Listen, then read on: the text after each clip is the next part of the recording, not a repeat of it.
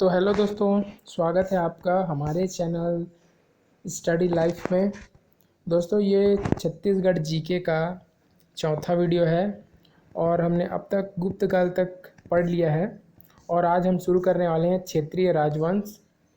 ये जो जीके है लूसेंट के द्वारा है, जो लूसेंट की बुक है उससे हम लोग तैयारी कर रहे हैं दोस्तों, जो आपके छत्तीसगढ़ प्यून और कोई सभी छत्तीसगढ़ एग्ज़ाम में आपके बहुत काम आने वाला है। तो चैनल को सब्सक्राइब कर लें और वीडियो को लाइक कर दें अगर पसंद आए तो। और चलिए करते हैं शुरू। 10वां टॉपिक है क्षेत्रीय राजवंश। पहला है दोस्तों राजर्षि तुल्य कुल वंश, जो कि 5वीं सदी ईस्वी से 6वीं सदी ईस्वी तक रहा और इसकी जो राजधानी या केंद्रीय क्षेत्र था वो आरंग था। ठीक है दोस्तों, इसकी राजधानी या केंद्रीय क्षेत्र है आरंग और इसके जो प्रमुख शासक थे वो थे सूर, दैत्यवर्मा, भीमसेन, भीषण, दैत्यवर्मा द्वितीय, भीमसेन द्वितीय।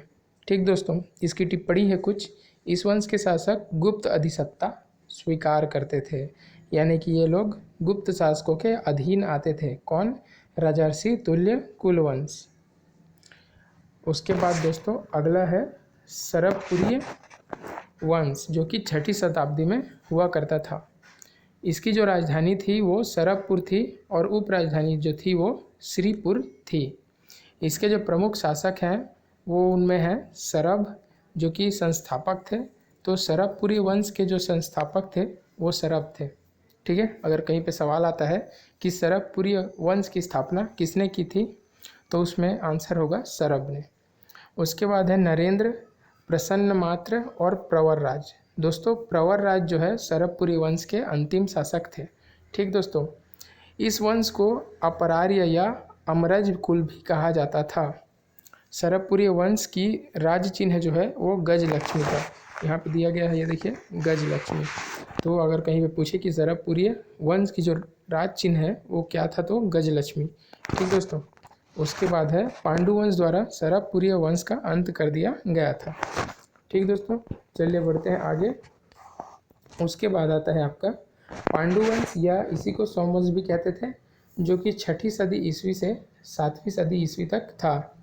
पांडु वंश की 2 शाखाएं थी। मुख्य शाखा दक्षिण कौशल में स्थित थी और दूसरी शाखा मेकल यानी कि अमरकंटक के आसपास के क्षेत्र में स्थित थी। इनकी जो राजधानी है दोस्तों वो यहाँ पे दिया गया है सिरपुर। ठीक है दोस्तों, श्रीपुर। उसके बाद देखते हैं इसके जो प्रमुख शासक थे दोस्तों वो थे उदयन प्रथम राजा। तो पांडु वंश या सोमवंश का जो है प्रथम राजा कौन था, तो वो था उदयन। ठीक है, फिर थे नन्न, ईशान देव, महाशिव, तिवरदेव। सकल कौशलाधिपति की उपाधि जो है महाशिव तिवरदेव ने ली थी। उसके बाद है महानन्न राज, चंद्रगुप्त, हर्षगुप्त, महाशिवगुप्त, बलार्जुन 595 ईस्वी से 655। तो महाशिवगुप्त बलार्जुन का जो है शासनकाल भी दिया गया है 595 से 655। हो सकता है कि इन्होंने सबसे ज़्यादा समय तक राज किया होगा। ठीक है दोस्तों, फिर देखते हैं इसकी कुछ टिप्पणियां हैं। तो पहला है वास्टा, मौखरी नरेश की पुत्री वास्टा।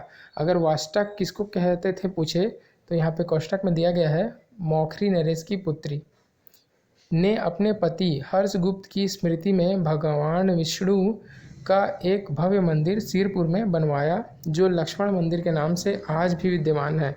तो दोस्तों, लक्ष्मण मंदिर का निर्माण अगर आपसे पूछे तो आपको बोलना है कि वास्टा।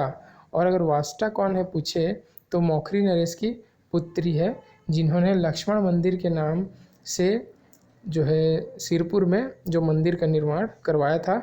लक्ष्मण मंदिर के नाम से भगवान विष्णु जी का मंदिर बनवाया था। ठीक है दोस्तों, दूसरा है कि महाशिवगुप्त की राज मुद्रा पर नंदी बना हुआ है और उसे परम महेश्वर कहा गया है। ठीक है दोस्तों,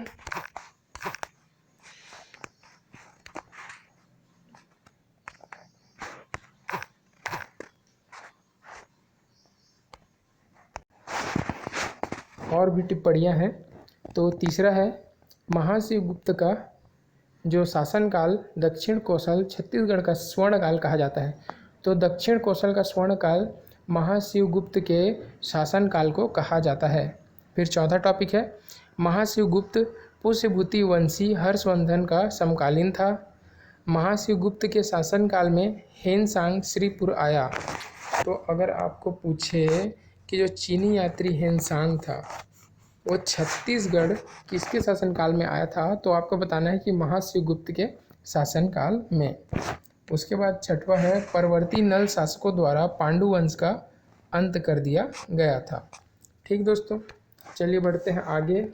अब है आपका, अब यहाँ पे आता है आपका नल वंश।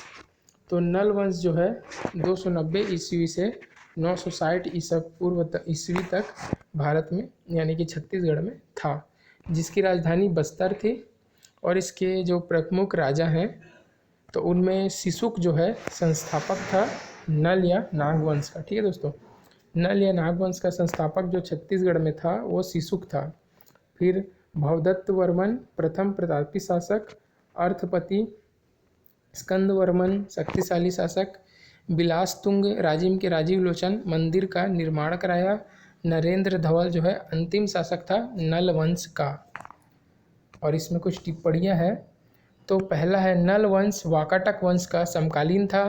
दूसरा है कलचुरियों के आक्रमण के परिणाम स्वरूप नल राज्य का अंत। तीसरा है प्रेगदा मंत्री महागोष्ठ शासनिक सलाहकार समिति, मंडल प्रशासनिक इकाई, मांडलिक मंडल का प्रमुख अधिकारी, महामंडलेश्वर 1,00,000 गांवों का अधिपति, सेनापति सेना का प्रमुख अधिकारी। तो इसको देखो कि प्रेगदा मंत्री, प्रेगदा जो है मंत्री को बोलते थे, महागोष्ठ जो है शासनिक सलाहकार समिति होती थी, मंडल जो है प्रशासनिक इकाई है, मांडलिक जो है मंडल का प्रमुख अधिकारी होता है, महामंडलेश्वर 1,00,000 गांव का अधिपति होता है और सेनापति जो है सेना का प्रमुख होता है। उसके बाद चलिए देखते हैं दोस्तों, अगला है छिंदवी नागवंश। यह है छिंदवी नागवंश जो कि 10वीं सदी ईस्वी से 1313 ईस्वी तक रहा। कहाँ पर इसकी राजधानी थी? बस्तर, प्राचीन नाम चक्रकूट या भ्रमरकूट। ठीक है दोस्तों, बस्तर का प्राचीन नाम चक्रकूट या भ्रमरकूट। और इसके यानी कि छिंदक नागवंश के जो प्रमुख राजा थे वो थे नृपति भूषण प्रथम शासक थे, सोमेश्वर देव, कन्हर देव प्रथम, जयसिंह देव, नरसिंह देव, कन्हर देव द्वितीय, हरिश्चंद्र देव और अंतिम शासक हरिश्चंद्र देव जो है छिंदक नागवंश के अंतिम शासक थे। ठीक है दोस्तों, फिर है वारंगल के काकतीय शासक अन्नम देव द्वारा छिंदक वंश का अंत कर दिया गया था। दोस्तों अब देखते हैं फड़ी नागवंश। फड़ी नागवंश जो है 10वीं सदी ईस्वी से 14वीं सदी ईस्वी तक शासन करते थे, जिनकी राजधानी जो है ये देखिए दोस्तों यहाँ पे है कवर्धा। ठीक है, और इसके जो प्रमुख राजा थे दोस्तों उनमें थे अहिर राज। देखिए पहला है अहिर राज जो कि प्रथम शासक थे। ये देखिए ये है अहिर राज जो कि प्रथम शासक थे। उसके बाद राजमल्ल, धरणीधर, महिमदेव, सर्ववंदन और गोपाल देव। गोपाल देव का नाम आपको याद रखना है दोस्तों, क्योंकि भोरम देव मंदिर के ये निर्माता हैं। अगर आपसे पूछे कि भोरम देव मंदिर का निर्माण किसने करवाया था तो इसका आंसर होगा गोपाल देव ने। ठीक है दोस्तों, फिर है नल देव, भुवनपाल, कीर्तिपाल, महीपाल, विषयपाल, जन्हू, जनपाल, यशोराज, कन्हड़ देव, लक्ष्मी वर्मा, खड़ग देव, भुवन कम्मल, अर्जुन, भीम, भोज, लक्ष्मण, रामचंद्र। और एक इम्पोर्टेंट और नाम है दोस्तों, ये है रामचंद्र। तो यहाँ पे है रामचंद्र, और रामचंद्र ने मड़वा महल शिव मंदिर का निर्माण करवाया था। और इनकी जो है ये टिप्पणी में है ये कलचुरियों के अधीन थे। ठीक है दोस्तों, तो फड़ी नागवंश जो है वो कलचुरी राजाओं के अधीन आते थे। फिर यहाँ पे अंतिम राजवंश है दोस्तों सोमवंश। ठीक है, सोमवंश जो है 1192 ईस्वी से 1320 ईस्वी तक छत्तीसगढ़ में राज करते थे, जिनकी राजधानी थी यहाँ पे देखिए कांकेर। ठीक है दोस्तों, कांकेर, ये देखिए ये रहा कांकेर या काकराय। ठीक है, कांकेर या काकराय। तो और इनके जो शासक थे, सिंहराज जो है सोमवंश के प्रथम शासक थे। ये देखिए यहाँ पे सिंहराज प्रथम शासक। उसके बाद कृष्णराज, जयतराज, सोमचंद्र, भानुदेव, ये कलचुरियों के अधीन थे दोस्तों। टिप्पणी में कलचुरियों के अधीन थे ये। ठीक दोस्तों, आज के लिए इतना ही इस वीडियो में।